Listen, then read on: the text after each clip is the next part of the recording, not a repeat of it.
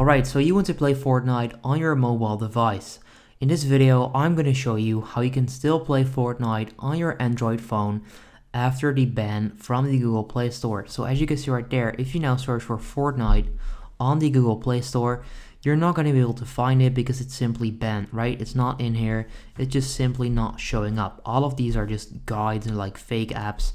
But in this video, I'm going to show you how you can still download and then play Fortnite on your Android phone as long as it's compatible with Fortnite. So you want to go to your browser and then search for Epic Games.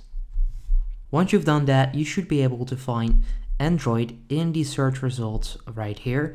If not, if you're not able to find that link, simply search for Epic Games and then search for Android. Also do that right now, Android download. And you can then click on this link right here, this one. They'll then send you over to their website, and this is where you can download it on your Android device. Now, this is not a scam, it's the real like Fortnite website. Click on, let's see, get it on the Epic Games app right there, which is going to download. There we go, click download. It's then going to download the file. So this is not going to be Fortnite yet, it's going to be Epic Games, which is where you can download Fortnite.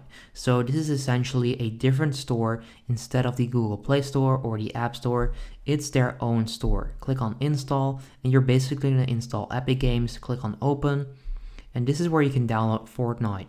So it should appear right here. Let's see. There we go. You then want to click on Fortnite. Click on install right here. It's free with in-app purchases, but it's free. So click on install. It's then going to prepare. It's now downloading.